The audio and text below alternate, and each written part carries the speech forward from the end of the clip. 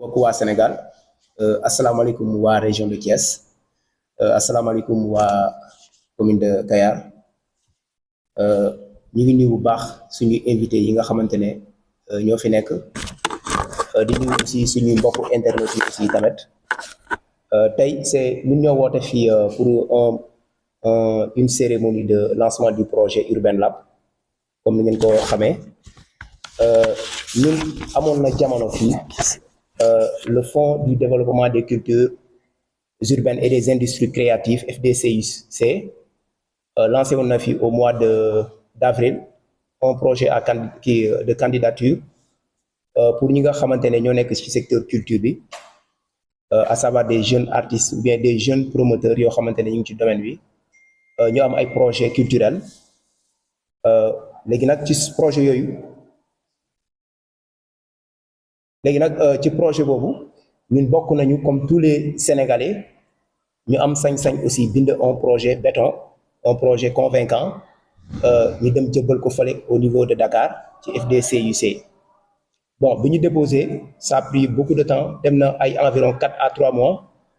gars yi gëstu ci projet yooyu bon bu ñu xoolee ci projet yi nga xam ne moom la gars yi teg nekkoon na 700 projets plus de 700 projets ci Sénégal yëpp bon bi ñu ko tegee ba pare yàlla dafa def ñoom ñu def parce que dañ ci fa nekk ak ay agents yu am ay expérience des experts ñi nga xamante ne am nañ compétence ci domaine bi ci lañ toog ci 700 projets yooyu ñu toog gëstu projet yi yàlla def mu am fa 400 projets yoo xamante ne ñoo éligible quand on parle de l'éligibilité mooy ce sont des projets yoo xamante ne daanaka peut-être méngoo nañu ci critères yoo xamante ne moom la gars yi teg léegi ci 400 projets yooyu encore ñu segguwaat encore ci 400 projets yooyu ba ñoom ñu jot a tànn encore 200 projets ci Sénégal yàlla def aussi ñun ñi nga xamante ne mooy le label Créa Chic suñu projet bi yàlla def mu bokk ci ñi nga xamante ne moom lañ tànn ci Sénégal pour mën a financer les jeunes afin que ñu mën a mener seen projet culturel léegi nag FDCUC dañ ko fi teg pour xëyu ndaw yi pour jàppale jeunes yi la ci seen idée de projet yi ñu yore pour mën ko mener bon bu ñu doon teg projet bi amoon nañ ambition dëgg parce que xaalis bi ñu laajte bon ça a été une somme de 9 millions moom lañ jot a déposé am na ñeneen ñu laajte ba ay 15 millions mais ñun on juge nécessaire que peut-être lu ñu bëgg a réaliser bu ñu amee 9 millions mën nañu régler suñu situation bon malheureusement mais d'une part aussi je pourrais dire heureusement parce que bu yàlla mënoon na def ñu bañoon a jël suñu projet mais bu ñu ko jëlee comme c'est la première fois on n'a jamais déposé un projet au niveau de ce programme là mais bu ñu ko jëlee mais dañoo xoolaat comme nombre de personnes yu jot a demandé projet boobu ñu ñoo jox une somme de 2 millions au lieu de 9 millions ñu jox ñu 2 millions léegi nag 2 millions boobu yàlla def 200 projets lañu jël am na ñuy jox 6 millions ñeneen ñi 9 millions ñeneen ñi 2 millions ñeneen ñi 3 millions yéen a ngi dëgg bon initiative boobu tamit ñu ngi rafetlu loolu bu baax a baax du côté de la du FDCUC parce que bokkuloon ak yeneen jamono yu mu daan amee buy am daanaka ñoom dañu daan joxe ci loo xamante ne ay mois lañ daan jox ñu bàyyi ñeneen ñi di mener mais cette fois-ci dañoo jox intégralité somme bi yëpp aux jeunes yi nga xamante ne ñoo am projet bi ci loolu nag ñu ngi remercier bu baax madame la ministre Khady Gueye à l'époque moo fi nekkoon moom moo yore ministère de la culture des sports et de la jeunesse ñu ngi aussi bëggee bu baax a baax di contente bu baax a baax équipe FDCUC ñoom ñëpp encore ak seen le directeur ki nga xamante ne moo Cheikh Ndiaye je pourrais le dire ainsi bien vrai que fan yi def nañ benn nomination bu bees ñu am keneen ku ñu fi teg mais man je pense que administration c'est une continuité aussi ñu nuyu bu baax a baax di gërëm aussi Mor Talla Gueye qui est le PCA du centre culture de cette structure FDCUC ak tous les personnels yi nga xamante ne ñu ngi liggéey foofu di leen ne encore une fois nous sommes très contents le fait de nous avoir soutenu à ce que ñu jël suñu projet bi ñu teg ko bon woote tey jii boo gisee ñu woote askan bi aussi tamit ndax xaalis bi ñun moomuñu ko benn bien vrai que dafa ñëw à notre ci suñu tout mais c'est pour la jeunesse léegi nag il va falloir ñu woo presse bi toog waxtaan wax leen ni ñun à partir d'aujourd'hui nous avons reçu le soutien du FDCUC léegi nag fu ñu toll nii ñun suñu projet de structuration la puisque musuñu def un projet demandé ko à ce programme là donc bu ñu financer ñu ne structuration au niveau interne d'abord bien vrai que le label Créachic est là, mais au niveau interne il y a des choses qui nous manquent. Donc il va falloir, parce que c'est pas un projet boo xam ne dañuy ñëw di tëgg concert bu mu bàyyi ñu tas dem, parce que xëyu ndaw ñi la quoi. Dañ ko def de telle sorte que ki nga xamante ne moo teg projet bi ak ay équipe am ñu am loo xamante ne ci li ñu jàpp ci lu leer, bañ a xaarati état. Je pense que objectif projet bi yëpp yi ñu financé pour que boo yi nga xam ne ñoo nekk ci domaine entrepreneuriat mën a demal seen bopp, mais aussi nga yaatal mbir mi ñi nga xamante ne ñoo nekk ci domaine bi xamuñu yoon bi ñu won leen yoon bi nan la. léegi yàlla dafa def nag ci demande yooyu tamit nous avons jot nañ def ay démarches administratives pour mun a jaar fi ñu war a jaar ba projet bi am. léegi nag comme Kayar lañ ko war a def, commune de Kayar, mënuñu dem jékki-jékki rek wàcc ci terrain bi informer jeunesse bi. On peut le faire, mais nous sommes des professionnels du secteur de la culture, am na yeneen duñ ko def. bu ci loolu nag lañ bind benn lettre adressé ko au maire de la ville de Kayar, waxtaan seeg moom mu def accusé de réception. lettre baa ngi fii. Bon bu ñu ko joxee juste fu ñu toll ni on attend le retour à ce que maire bi waxtaan ak ñun ba mu ne ñu léegi finalement d'accord nañu pour accueillir ñu, mën ñu jox les dispo les tout ça les espaces yoo xamante ne foofu la ñu mën a def formation bi. yaa ngi dëgg. léegi la formation ci lan la am na formalisation. Quand on parle de formalisation, il y a beaucoup de jeunes qui sont là ou bien des acteurs culturels ñi nga xamante ne am nañ notion bi mais amuñu nan la ñuy def pour ñu formaliser la. ñun tey jékki-jékki ñu rek suñu projet bi ñu jël ko, parce que d'abord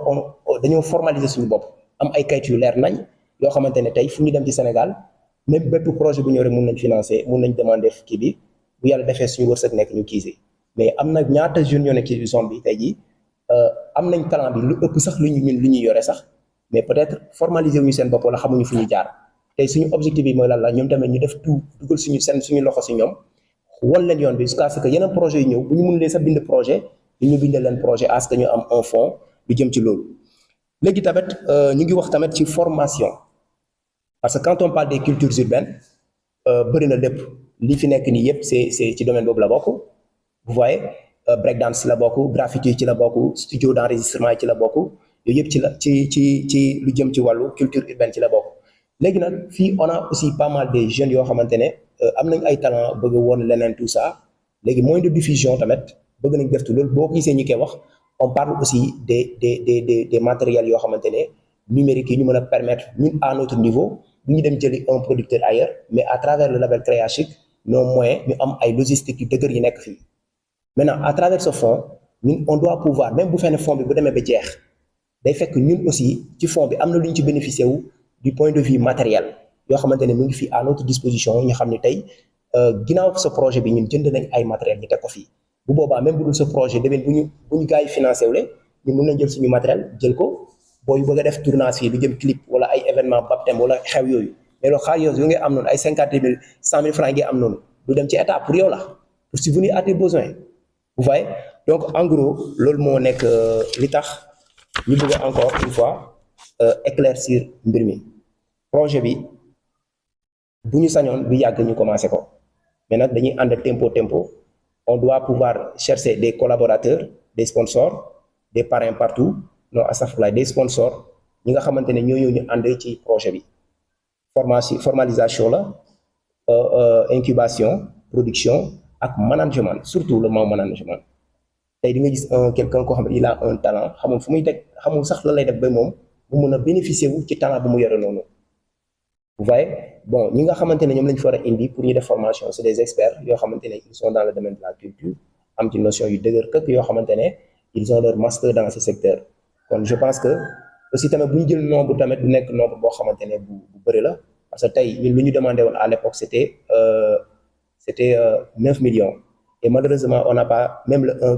un tiers de cette somme demandée. lu ñu am noonu léegi comment doit-on faire bi ñu am ci matériel boo xamante ne dinañu permettre ñu mun a am ni xam ne matériel label bi la. comme je vous l'avais dit, c'est pas un événement concert ñëw ñu fii pour tëgg concert de gauche à droite après événement bu jeexee bu ñu am le palpable, ce qui est concret. mais ce qui est concret, nous voulons d'abord former les jeunes wan leen ni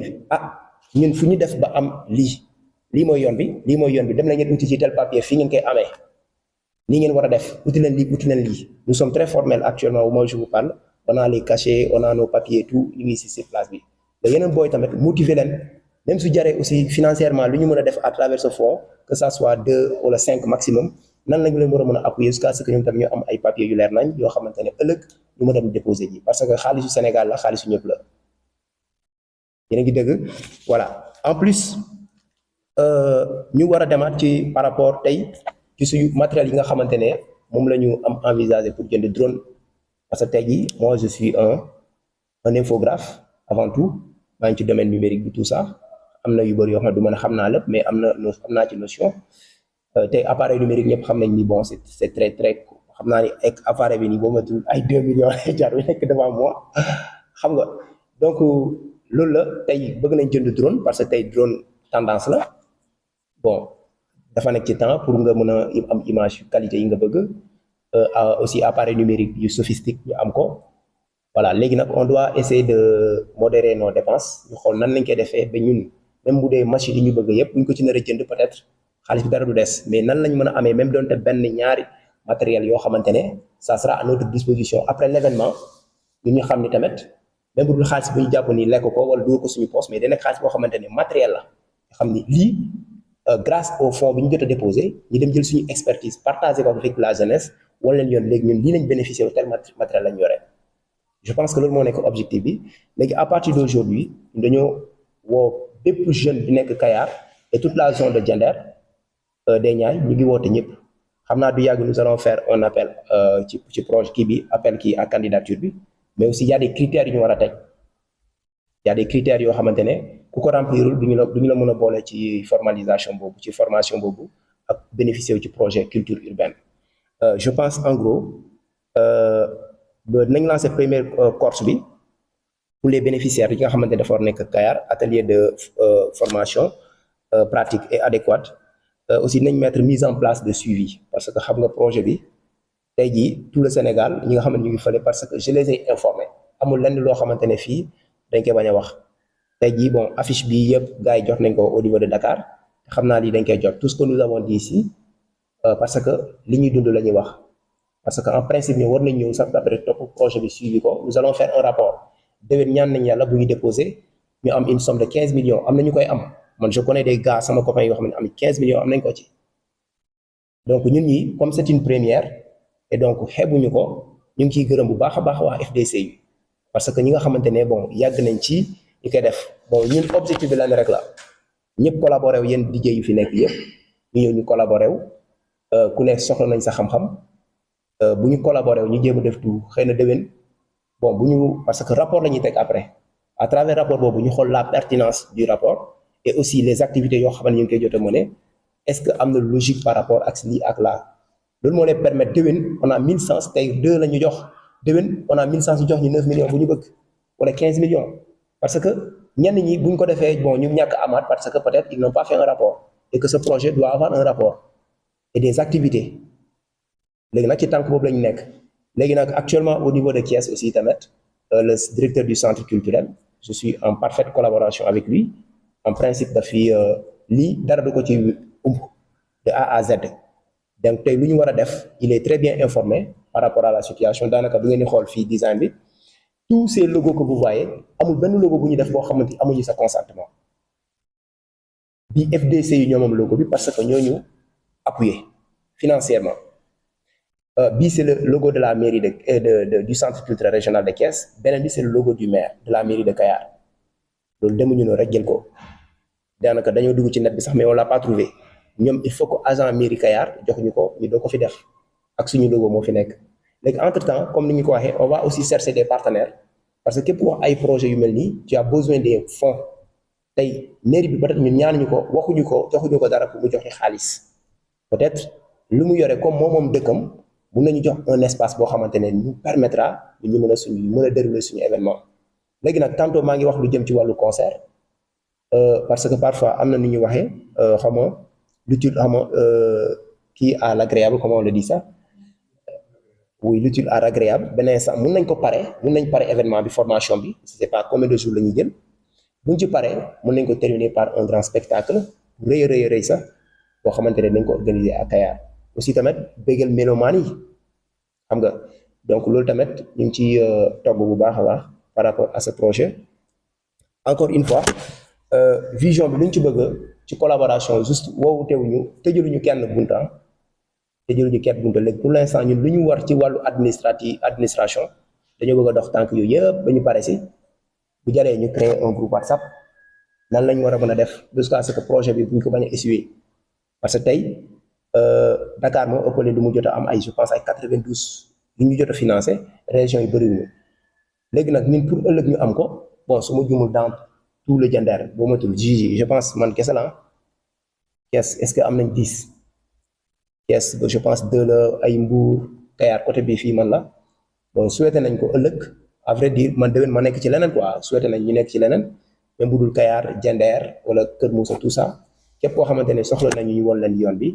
ñun dañ leen ne nii ak nii la ñuy def c'est comme ça qu'on rédige un projet nii ngay def nii ngay def ni nga war a amee kii balaa boobu nawet am na loo xamante ne da nga ko war a am bon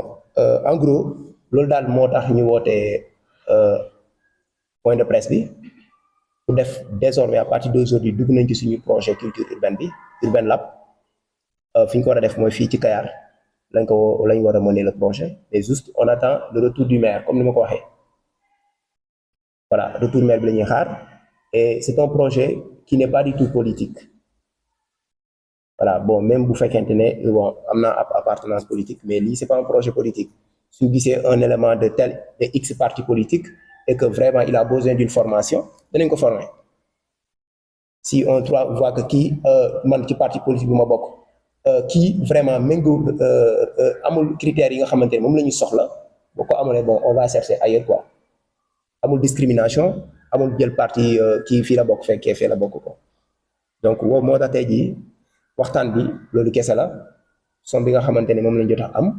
parce que c'est pas une somme boo xamante ne dañ koy nëbbu boo duggoon tey seen site di nga gis ñëpp seen tour nekk ci biir ku ne ñaata nga am ñun ñoo ci gën a tuuti la di ñu am nag ñun ñoo ci gën a tuuti la et certainement je pouvais dire que ñi ñu jox ay 6 millions 3 millions 9 millions je pense 9 moo ci am amu fa 10 millions sax de pourtant à l'époque daan na am yooyu ay 10 15 millions mais aussi tamit initiative bi ni ñu koy rafetlu lu tax parce que cette fois-ci ñoom nee nañ bu ñuy jox xaalis ñu la ko jox par tranche amoon na moment dañ ko daan jox par tranche mais cette fois-ci dañ koy jox cash dañu la jox seen xaalis ngeen dem xool lu ngeen di def mais beneen sens bon nit ki tamit waroo nekk ko égoïste bien vrai que ak somme bu ñu laajtee ñu ñëw jox ñu 2 te booy xool tey man bu ma joxoon 9 ñu jox kee 15 jox kee 15 je pense c'était 400 millions la ñu war a distribuer pour tout le Sénégal loolu boo ko nar a defee noonu 200 projets yi ñu jot a tenir sax duñ ko am boo matul ay 50 la ñu am mais benn instant day baax ñu wàññil ñu suñu projet def ko 2 kee 2 ñu mën a am nombre léegi nag nombre yooyu ñun à travers la petite somme bu ñu am ban ingéniosité ak professionnel ak nan la ñu war a mën a jalonner à travers somme bu ñu am ba ñu teg dara même si dans le projet li ñu jotoon a bind mënul am parce que on veut des studios d'enregistrement de grands studios d'enregistrement on veut vraiment une maison de production comme ay images tout ça mais yooyu noonu tey jii mooy la laajte ku dëgg ñu ne nag 9 millions xamal ni bu boobaa bu ñu amee 9 millions yooyu 5 millions yëpp ci matériel yi lay dem 5 millions yëpp ci matériel yi lay dem léegi nag avec ces 2 millions nous avons besoin aussi jënd matériel loolu moom obligation la boo amulee rek bon parce que tey moi je suis un entrepreneur bon tey mënoo am fenn ku lay may 1 million wala 2 millions wala 500 000 koo xamante ne donc à travers ces projets ngay bind nga am loo xamante ne yow di nga ko def ci projet mais am loo xamante ne lu consistant ngay fii bàyyi nga xam ni grâce à ce projet la amee tel matériel léegi bu boobaa bu loolu jeexee nga mën a demal sa bopp sans xaar état loolu mooy njëriñu projet bi mais c'est pas un projet yoo xamante ne bon dañuy dem ñu organiser fi concert après pour concert bi ñu jëlee fa coono ku ne dem toog ëllëg nga ñëw nga bëgg dara encore nga ne état liggéey te état jox na la dara d'abord pour dara loo xamante nga war a jëm nga war a mën a kii dara donc loolu moo fi nekk encore ñi nga xamante ne ñoo fi nekk suñu président de la République son excellence Diomaye ak son premier ministre ñu ngi leen di jaajëfal bu baax a baax a baax a baax parce que lu tax je pense que waa autorités yu nekk FDC yi lu ñu def nii du ñoom seen coobare ñu nekk ci kaw bu ñu d'accord loolu du am kon ñooñu aussi c'est à leur remercier ñu ñaanal leen un bon mandat par rapport ci li nga xamante ne moom lañ jëlee Sénégal aussi le nouveau ministre de la culture ministre de la culture de l'artisanat et du tourisme Amadou Ba bi nga xamante ne ñoo bokk ak moom région c'est des atouts yoo xamante ne ñun région de Thiès fu ñu nekk nii